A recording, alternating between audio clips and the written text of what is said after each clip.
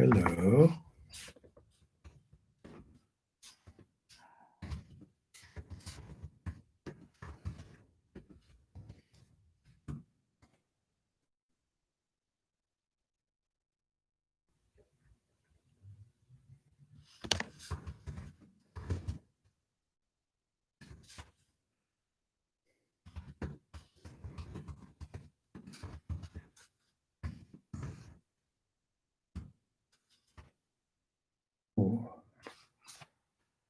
So, very good. So, how are you doing? Anybody? Anybody? Today, we're going to have hopefully a chat that that you can ask questions again. Because when you ask questions, it's better for me because I know what you like, and I'll be able to answer some questions, and maybe it'll help other people. The way to do that, hi, the way to do that is to just see where that little see where the little question of that little symbol is. Okay, I'll show you. In the bottom of your, ooh, let me see. Yeah, I'm not a good artist. Yes, I am. I shouldn't be as too humble. Okay, there we go. Now I can outline it. Oops, sorry. Now I can outline it with water. Thank you. Okay. Sorry, I needed that. Okay, so we're going to, oops, nope, wrong one. I'm always doing that. Not good. Okay. So, where was I? Oh, so the way to ask questions is to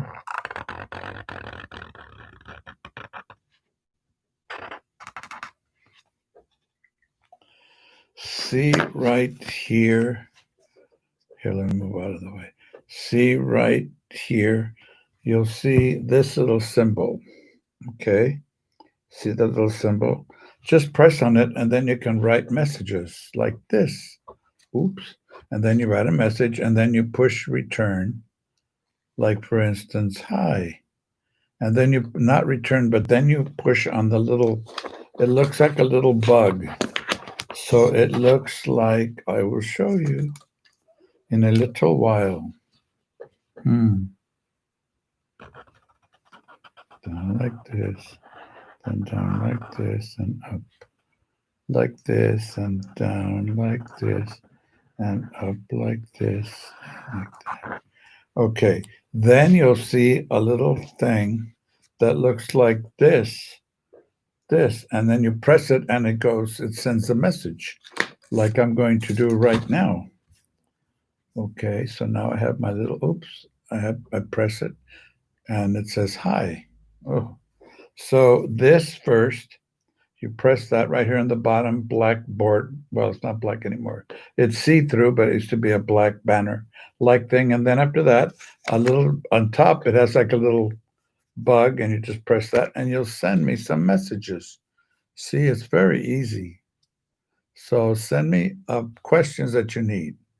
I have an audience so far with me listening to you. God bless you. George, how are you? Good. I'm glad because today we're going to show pictures, but real crummy like because we're too poor here. We don't know. Well, we're not that poor, but we're kind of, well, me, dumb as to how to put pictures on these things here. So I'm going to show you pictures like in the old fashioned way. I'll just flash them across your screen about my life.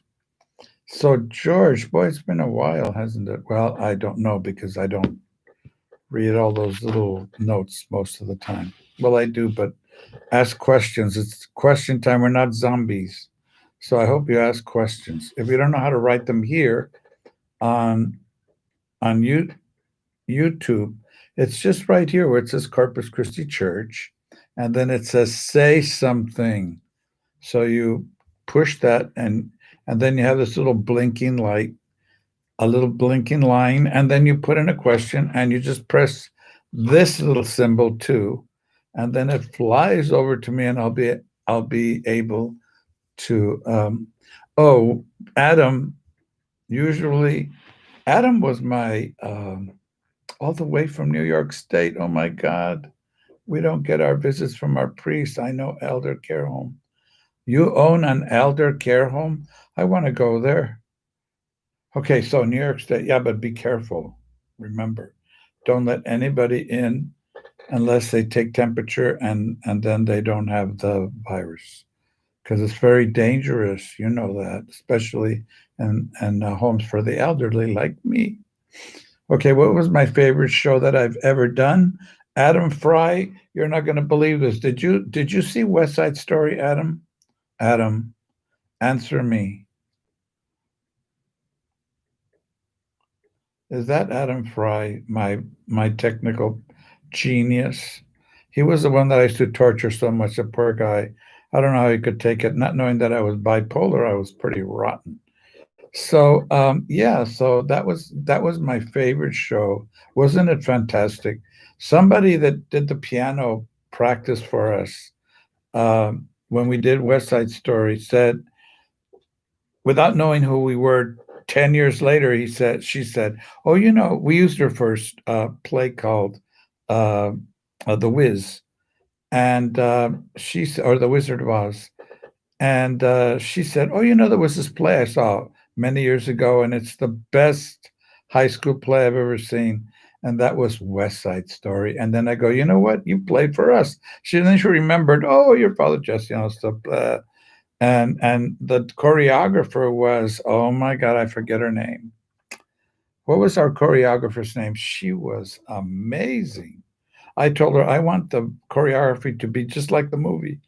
It was like the movie, especially America. It was just, and she was only like 16. Yeah, it was very cool. It was, to me, I just direct plays. I don't direct talent. No, not Sherry. Remember Sherry? She did The Wiz, but West Side Story. Who was that? She had a sister that was in the plays after that. I can't remember her name. Her mother keeps in contact with me. Do you remember her name? She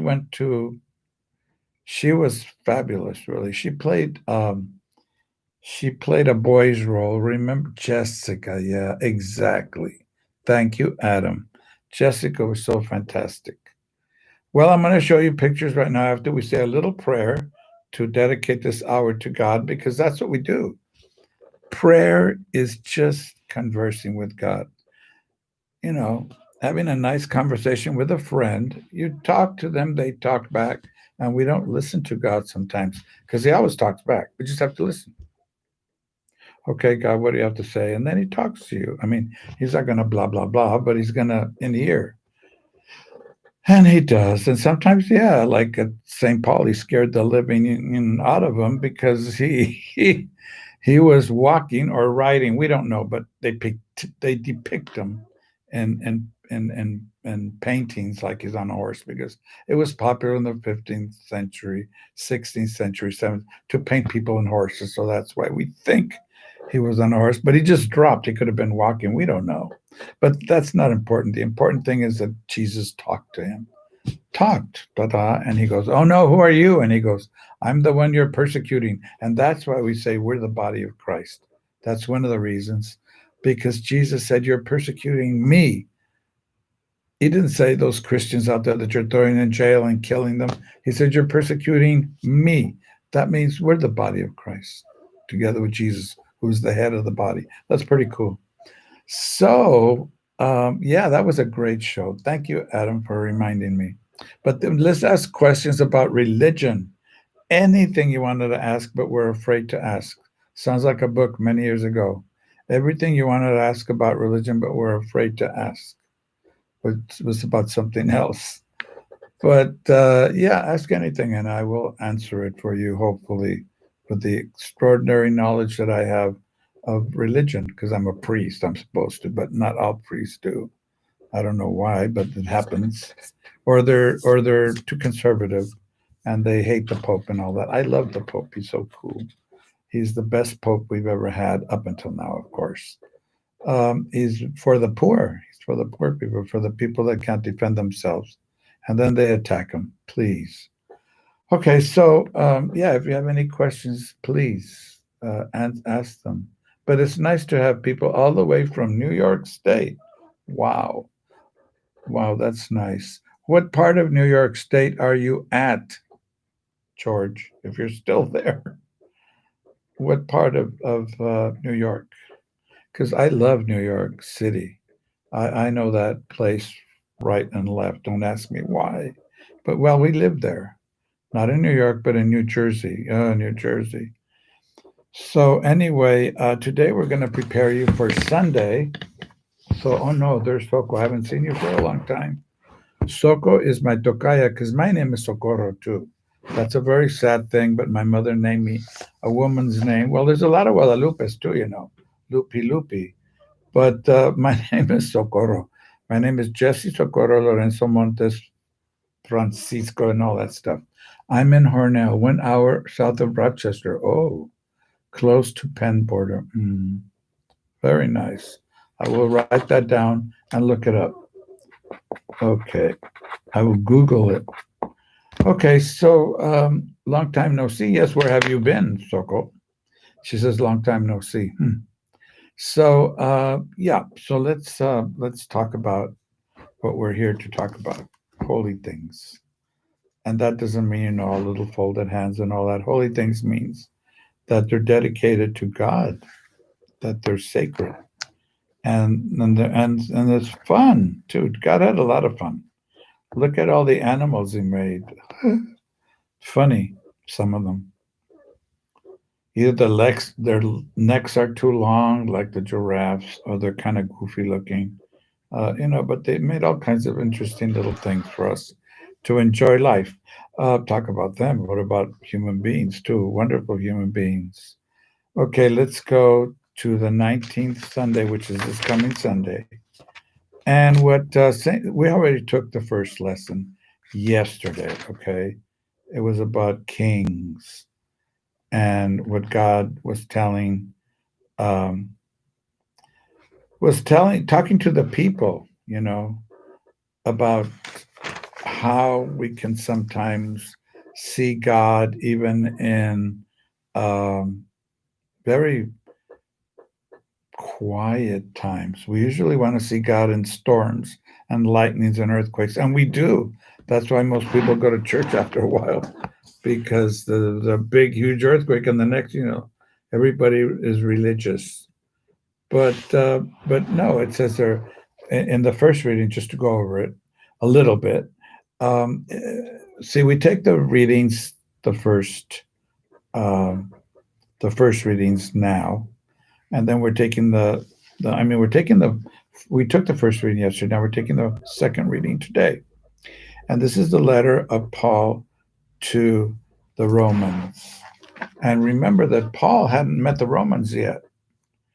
He hadn't gone to Rome yet. He was on his way to Rome. He had already been all over uh, Asia Minor and Jerusalem and all that, which is now Israel. But he hadn't been to Rome, and he was going to Rome, and as a prisoner, they were going to try him in Rome because he was a Roman citizen, and they were going to kill him in Jerusalem. But he says, "No, I appealed to the emperor." So when they did that, they had to take him to Rome. A little more of a little longer lifetime, because then he had to travel to Rome, and then that's where he was executed. But anyway, what he's saying here is that he would rather be without Jesus if it would help his people to change. Isn't that something? I mean, and he loved Jesus after a while. At first, he hated him and he persecuted the people that followed Jesus. And then Jesus came and talked to him miraculously after Jesus was already dead and gone to heaven. That's what we say, although he's all over the place. There is no place where he is not, because he's God and that's a spirit. But now he has a body. It's weird. We don't understand that, called a hypostatic union. that nothing was taken and nothing was given, added. Ah, how can we understand that?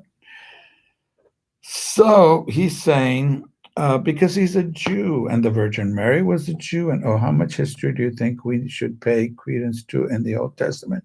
And how much is campfire stories? What time period? Oh, this is in the first century when he wrote. Is that what you're asking? Yes. Around he was living. He was a contemporary of Jesus Christ. So around he started writing around 45, around there to 50 something. I forget when Google it, when he was killed, okay, when he was killed in Rome. Okay, I should know, but I don't have that knowledge on me right now, which is kind of sad because I should know that. But anyway, it was in the 50s, 50 ADs. And I'll look it up and then I'll bring it to you tomorrow. But it was right after Jesus died because St. Peter, St. Paul were already friends uh, close to the time that Jesus had already passed on and had resurrected and had gone up to heaven, ascended to heaven. That's what we believe, although he's here now, and it's hard to explain. So, so he's talking here to Jews. Okay, no, he's talking here maybe to a community of Jews that lived in Rome, yes, but he's also talking now to Gentiles because, the Jews did not accept others into their faith. Okay. Conversion, that type of conversion.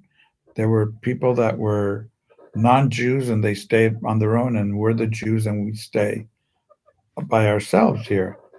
So when it was proposed that we accept others who are not Jews or Gentiles, which we're all Gentiles. If you're not a Jew, you're a Gentile.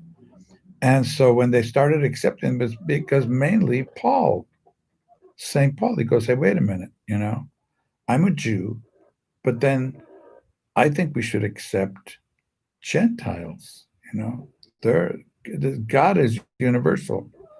And so Peter was hesitant until he had a dream. That's after Jesus died. And then the Acts of the Apostles, where he saw a big sheet and he saw animals that were considered unclean or evil, okay, like pigs. They were not, that's why Jews don't eat pork, okay, because it's in the Bible it said don't do it. But there was a reason for that. And there was also a reason for circumcision, okay? There were health laws, okay, because they did not know how to take care of themselves sometimes. So where are you going to find a shower in the desert so you get diseases and clean up? So they just circumcised and then nice and clean and everything, and nice, huh? Well, that's God knew that through the inspiration that he gave to the writers, to write that down. And pork, because of the diseases that would come from uncooked pork, it wasn't cooked well or whatever. So God protected his people that way, but those are not in use anymore. Those are some laws of, like covering your head too before you go into the temple.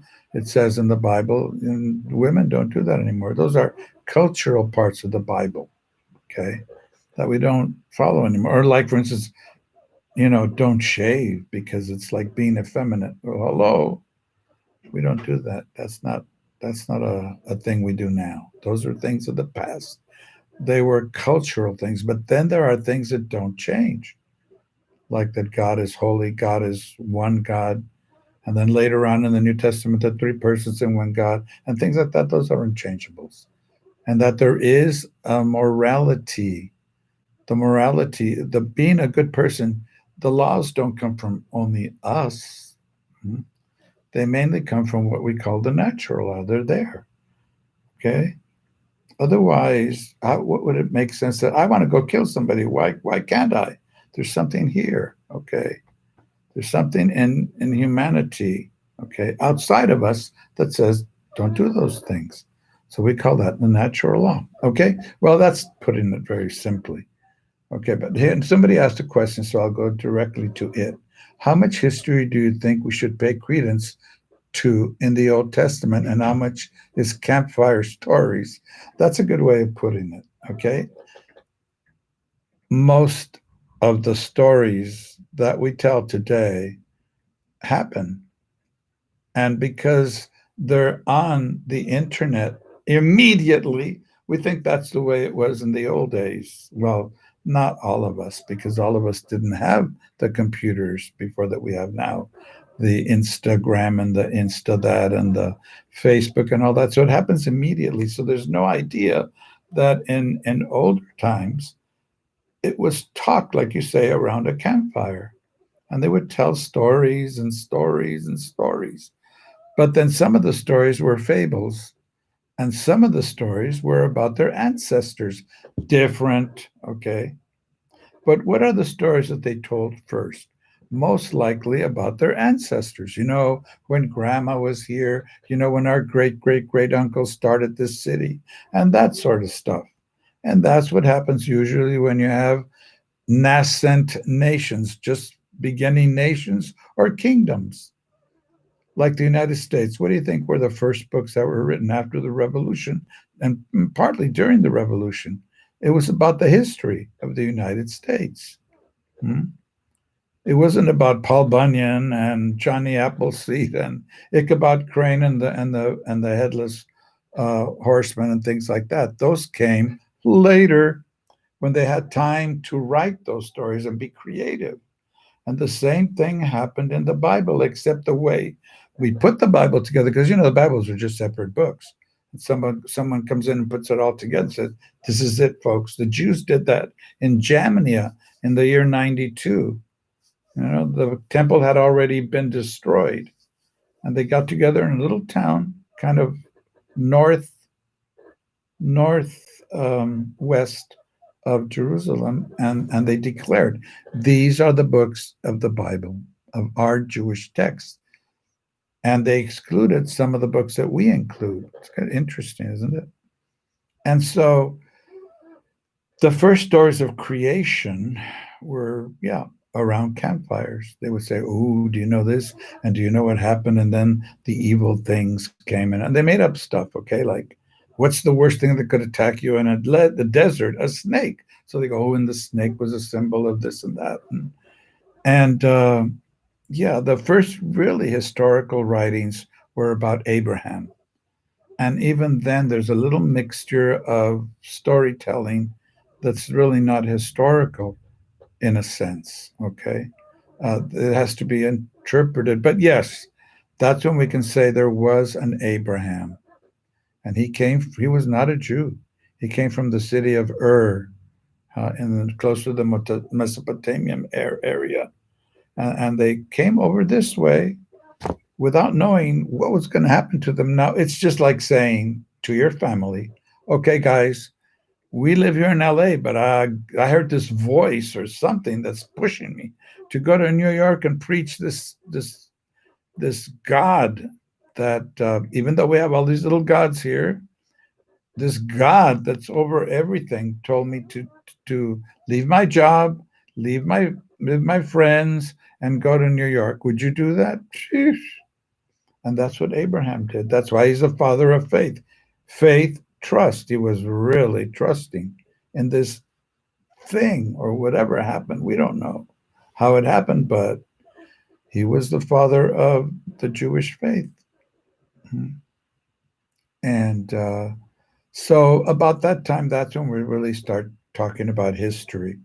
Before that, yes, things happened, but we weren't there with Polaroid cameras and before time began. And you know how people say, "Oh, well, anyway, there was a bishop. I think it was in the 1800s, and he did a study, minute study of this is this year and this is that year, and he said there were, I don't know, many hundreds of years and all." Can't do that. You can't do that. How do you know what happened in creation? How do we know? Oh, well, it's their days. It says that they're days. Okay, it's Hebrew. What do you mean by days in Hebrew? And even if you're not studying Hebrew, remember they were dealing with the study of the stars, the astrology, and the astronomy, and whatever was going on then. They were dealing it as they knew it. And so when they say days, they go, okay, well, then it was really dark the first day. Then there was light, and then there was this, and there was water. And then it wasn't until the fourth day when he makes the sun and the moon that tell us really what our days are like. And then, so what were the other 4 days, the other 3 days like? But that's not the idea. The idea is the truth that's in the Bible. Number one, that God created everything from nothing. Number one. Number two, that God uses the word good when he created things. Remember in the first part of the Bible, it's and God did this and God, where's my Bible? I have a great Bible here. It's a beautiful Bible. I love my little Bible because it's in English and Spanish. Oops, sorry. It's in English and Spanish. And it's so you can learn Spanish as you're reading the Bible, I guess. I don't know. But you see, I don't want to go too long into this because, it's very complex. And you should get a book and on this and read. There's some very good books that explain all this to you in one way because there's a million explanations. You know that. Some people say it happens exactly like it did. It says in the Bible, and that's the way it is. Well, not really. Do you have your hand left? Do you have your look at your hand? Is it there? Because it should be like this. Oops, no hand. Because I've sinned with my hands.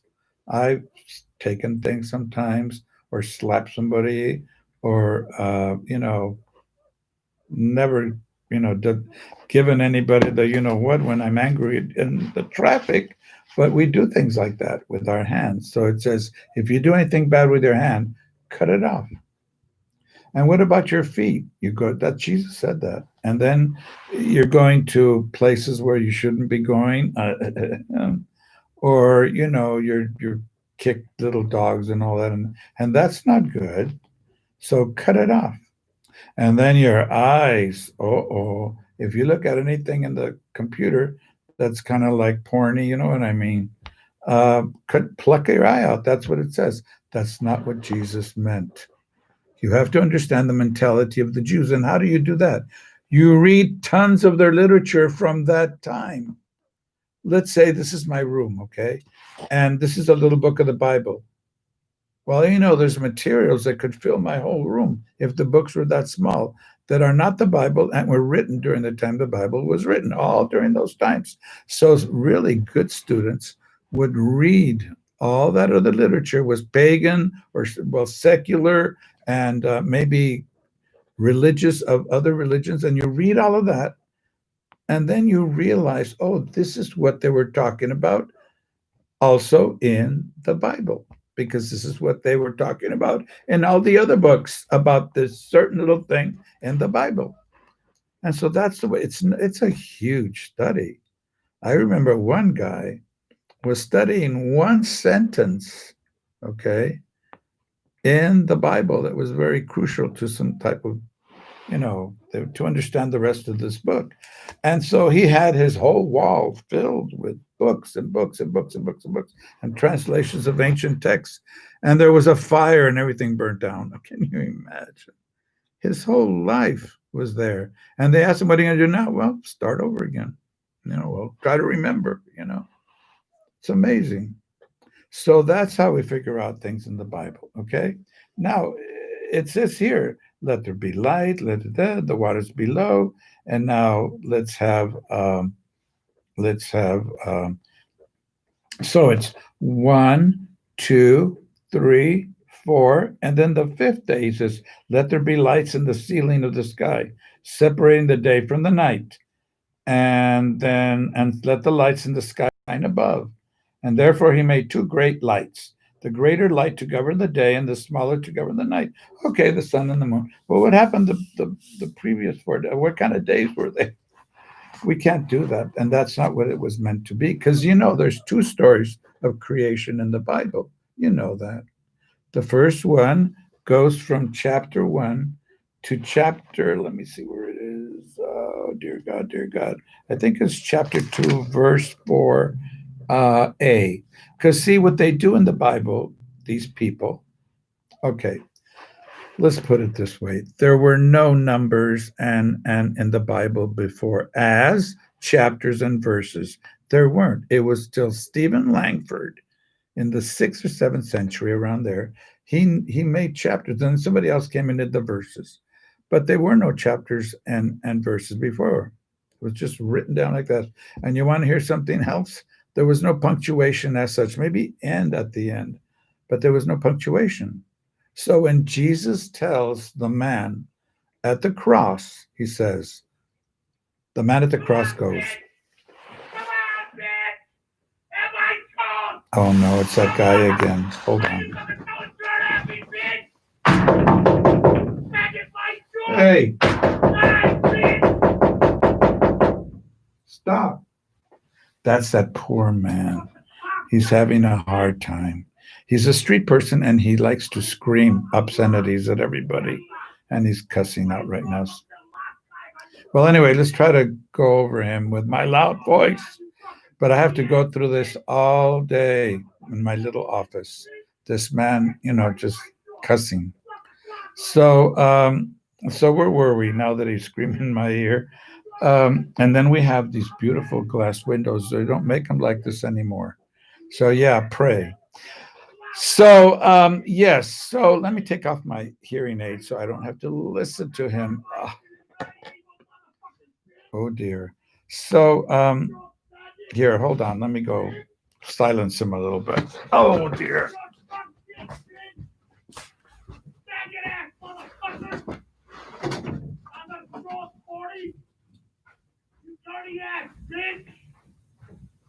A lie raised kids is a nasty bitch.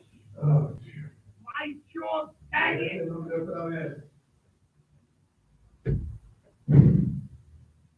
Fuck him and God is a bitch.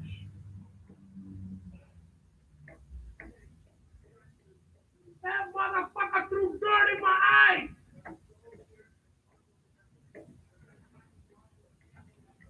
Oh, sorry. You know what this faggot did? He threw all kind of dirt in my eyes. I was sleeping. Yeah, he's an asshole, man. Fucking piece of shit, bitch. How dare you, Mike? You're a faggot. You nasty ass bitch. Disgusting Muslim motherfucking bitch. Fuck you and your wife, you fucking dirty ass bitch. Fuck you, don't fucking ass bitch. Oh, okay. I think he'll tone down just a little bit. Poor guy. I feel sorry for him. Somebody threw something at him. Well, he's here in the neighborhood, and there's a lot of people that don't like him. But he's a street person, and he's having a hard time. We can't throw him out or anything like that. Poor people. It's suffering, suffering, suffering. How do they get to that point? How do we get to that point too sometimes?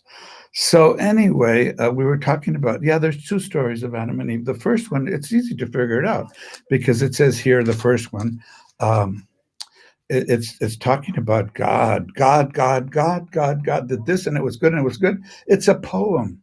The first part is a poem and it was written way later after the second story. The second story was first.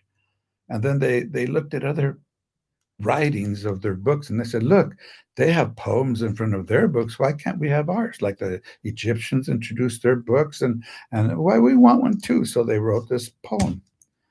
And it's God, God, God, God, God.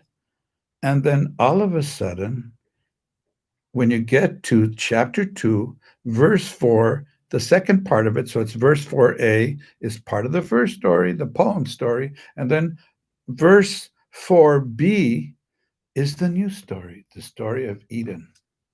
So the first story, remember, it goes like this, like an inverted pyramid.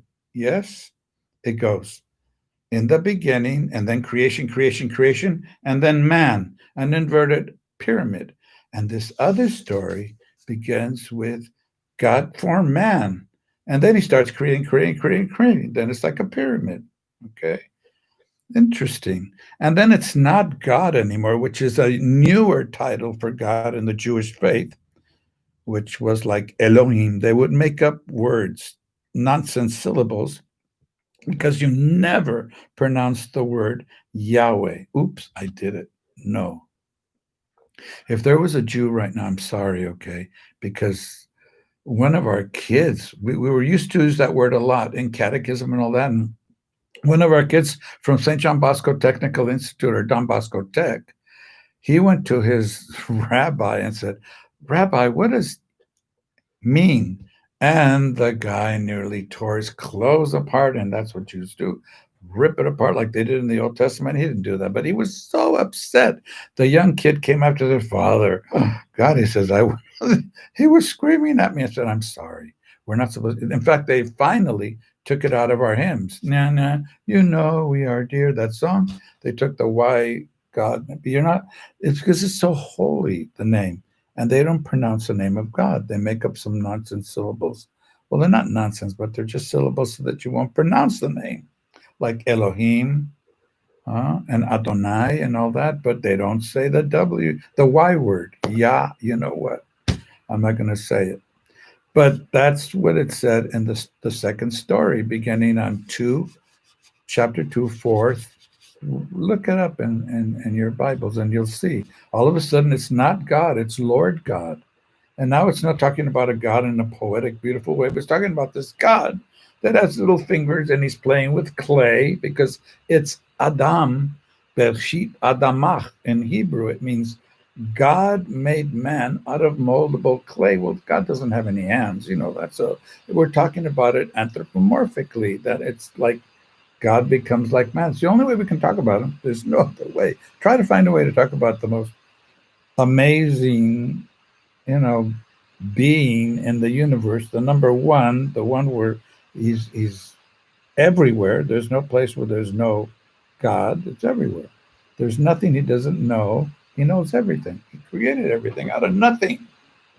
But that's the way it goes. And so these are stories, but they're not like stories like Cinderella and Snow White. No, these are actually the words of God written through men who wrote in their own style, their own way. But God, they left themselves open to God. In other words, they were inspired by God. And so it's God's writings.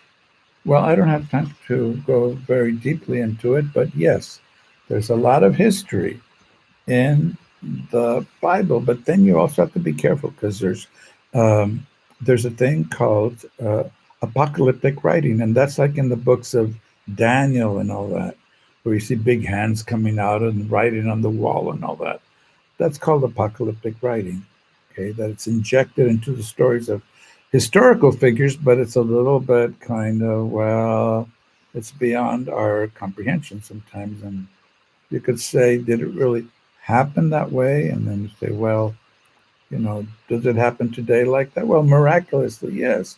But what was the intention of the Jewish writer, et cetera, et cetera? We can't go into that right now because it's too much too soon. Well, if you like that, I can send you materials. See, I can tell you where to go and find all these things that you're interested in. And I'm glad you're asking questions now. Finally, instead of being zombies, we had to get somebody all the way from New York to come around. And yeah, there are a lot of them beginning around the campfire. And then, but once you get to Abraham, there were still stories told. There were stories told verbally. It's what we call oral tradition. And then later on, they were written down. Okay. And like it said in John, in the Gospel of John, says, if everything that I knew and I could write about Jesus Christ, we would need the entire world as a library. And he's exaggerating. Remember, when you read the Jewish texts, they love exaggerations. There's a lot of exaggeration going on. Huh? But to make a point, it's not just exaggeration to exaggerate, it's to make a point. Like cut off your hand, pluck out your eye. That means avoid doing those bad things, okay? Avoid doing those bad things. Hmm? And on and on. Jesus has a lot of exaggerations that the Jews knew. He's exaggerating, but it's to make a point. And we take it literally sometimes. It doesn't work. I would be blind and handless and footless and and tongueless too. If I believe, cut this off and cut that off. No, no, no, no, no. Okay. Well, I was going to show you pictures, but now I don't have time. Yes, I do. Okay. These are my artwork. I made this book. It's really fun. You can get these. It's only like, what, 45 bucks or 39 bucks or something. And it's huge. I didn't think it was going to be this huge. And they took most of your better pictures and they put them in a book. And now you have them in case the computer goes batty. But you can show it to people. This is my work. This is my artwork. I used to do, well, let me put this over here. Oh, dear, dear, dear. Okay, hold on. Oops, sorry. Whoa. Okay, this will make it easier. Okay, this is what I used to do before. I used to do clay work, but I don't have time to do that anymore because there's too much work here. And this is my clay work. So I used to do, pottery. And I did this foot for my best friend, Father Chris. And that's Don Bosco in sculptured like little things. And that's my little starfish. Yeah. So that's what I used to do. Um, this is the little baby that was dying, and then you prayed for the little baby. And guess what? Prayers help. It's not, just, oh, this is me and the Pope, John Paul. And John Paul is a saint now. So I met a saint. I was right behind him. I mean, I was like 5 inches behind him. I was just, And this is me when I was a young man with about 100 kids from high school, especially Roosevelt High School in Garfield. There were public school kids, and we were catechizing them. And this is me again, looking like a barbarian. Okay. And that's our play. That's the Three Musketeers. A lot of nice costumes. And I'll just show you a few pictures. I won't show you all of them. This is my best friend, Father Chris, before he died, right before he died. This is a Salesian. And this is my pride and joy. That's a Stan Lee, send me that. It's a cartoon of me and about me with Stanley saying, Father Jesse, saying, wow, he's a nice guy. Don't steal it because it's worth a lot of buckaroonies. But I used to be helping the movie industry through our church. They love to photograph our church. This is for Heroes when it was dying. It was such a good series, and then they tried to revive it, and they had a priest that was going to be a superhero, and guess what? They cut the series out. And this is the bishop with my financial troupe. The Archbishop Gomez in LA when I was a pastor. That was my financial group. And this is my buddy. You know Father Barron. He's in the Catholicism series. And he took a selfie with me. I said, take a selfie with me. And he goes, sure. He's a nice guy. He's very bright. If you just put down Barron, Barron, and you will get some of the best material. If you want to learn about the church, just put down BA. Look at the book he sends. I pay $27 a month, but I get so much out of it. I get courses from people like Loyola Marymount University, and well, they're free. They're not free, but you can take as many. His name is Robert Barron, okay? And you can take as many courses as you like. And they're excellent courses. They're excellent. This is an excellent book, too, by the way. It's got a hardcover, almost a very thick covered magazine, but it's excellent. And it's cultural and it's just beautiful. So remember, Robert Barron. And this is my friend Gil Hernandez, who was third in command in the Raider camp. And I used to go to all these beautiful games that were secret. They were in playgrounds around the city. The like for instance, the Cowboys would come in, the Dallas Cowboys, and just scrimmage with them, just the middle of a little playground, crazy. And this is my cast from Pinocchio when I did the play at St. Mary's. And let me see, who else do I know? Oh, there's the Pope, my friend. See, I met him and we had a lot of fun. Well, that's a cardboard copy. That's not really real. And this little thing they gave me when I was in the hospital, what a nice little doggy flower thing.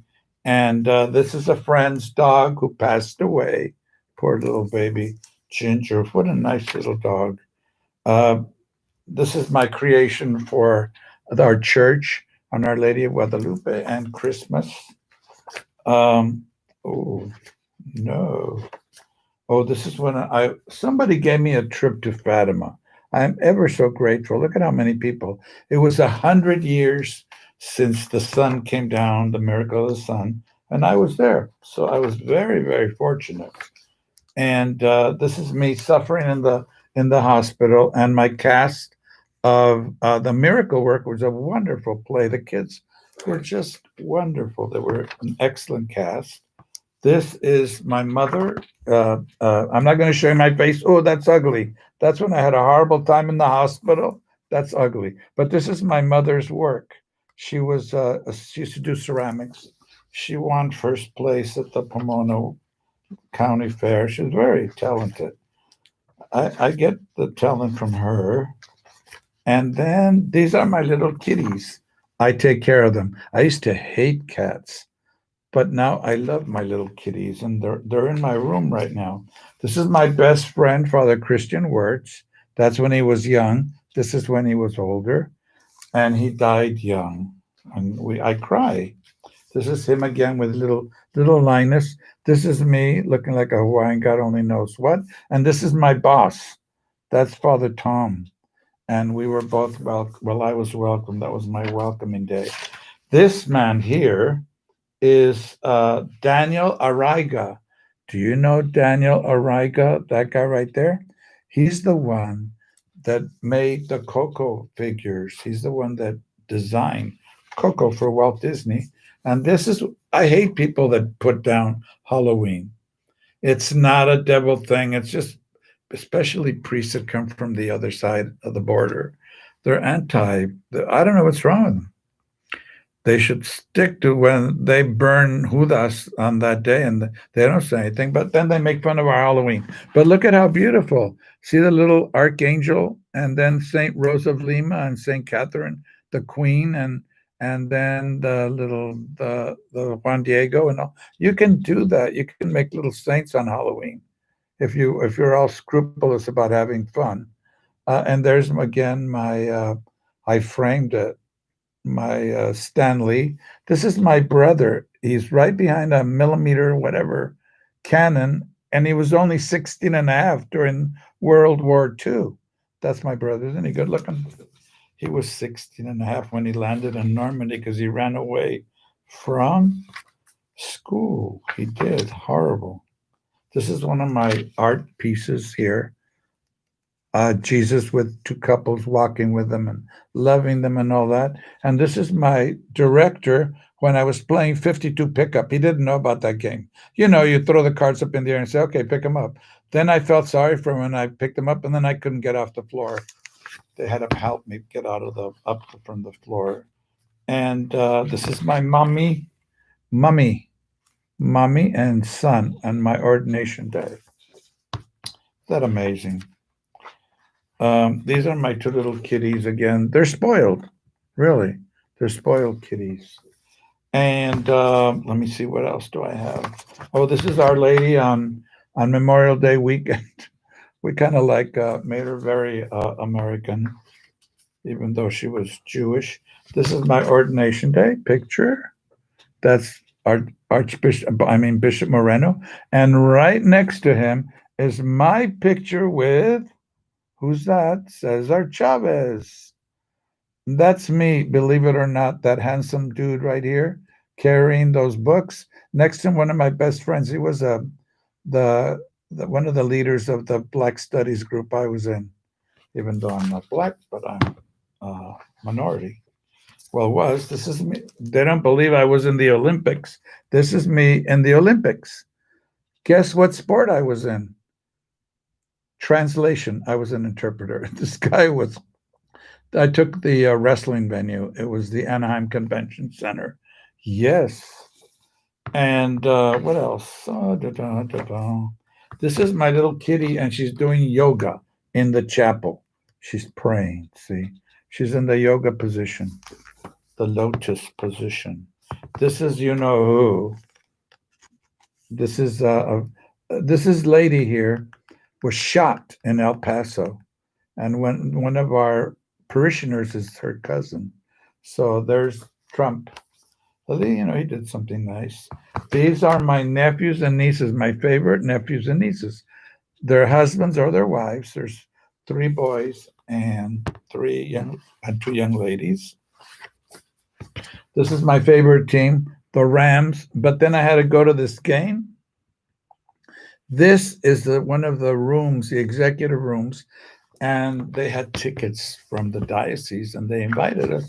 And you think I'm not going to be there? Of course I was there. And these are my buddies from when I was a kid. We used to play fun and games. These are the Gerardo kids or the Jurados and their niece or their niece or their cousin, their niece. They she became a famous actress, singer and actress. Her name is Jeanette Gerardo. Remember Expose, that group?